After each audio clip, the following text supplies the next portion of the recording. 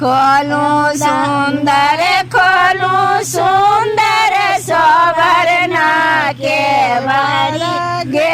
मई जाजू के रतिया पलंगा पैसा देओ गे मैया के रतिया पलंगा पैसा देओ से नैहरा के कोहबर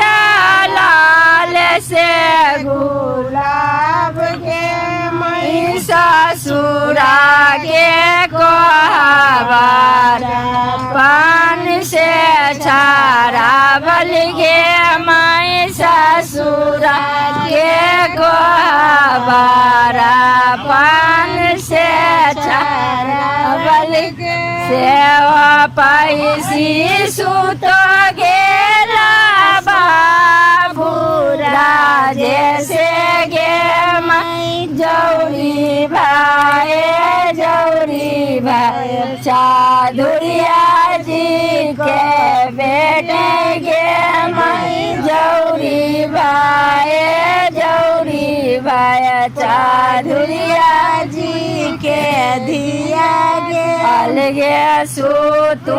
बलगे सूतू बाबू जैसे गे मैं तोरे घाम चुंदरिया मैला हो गई गे मैं तोरे घाम चुंदरिया मैला हो गई एतना बचनिया जावे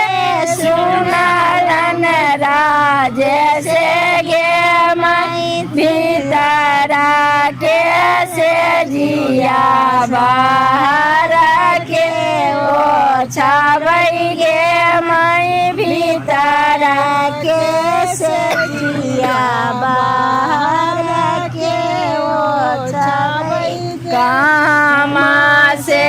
आंधी अइलै कामा से बूंदा गे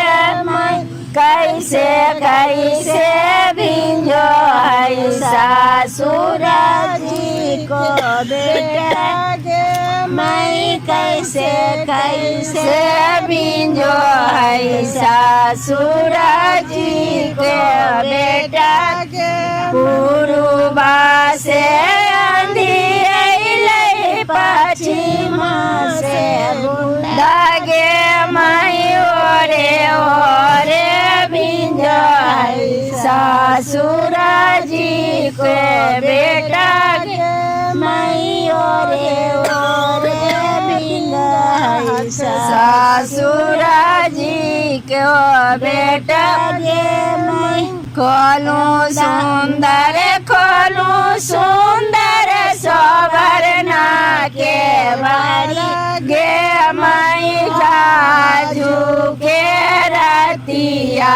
पलंगा पैसा देओ गे मैया के रतिया पलंगा पैसा देओ आजू के पलंगा पैसा देवो गे मई हमारी ओ बाबा से दाए जो लिहा गे मई हमारी ओ बाबा से दाए जो नहीं लिहा गे मई तोहारी से जबाबो नहीं लेबो गे मई हमारी मम्मी से दाहे जो नहीं लिया गे तोहारी बाबा से दाहे जो नहीं लेबो गे मई हमारी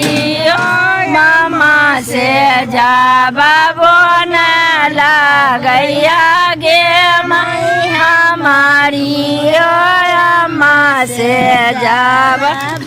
तोहारी अम्मा प्रभु जी बारी होसी यार गे मैया लखा भंडार प्रभु लेला खून छिपाई गे मैया लखा भंडार प्रभु लेला खून छिपाई।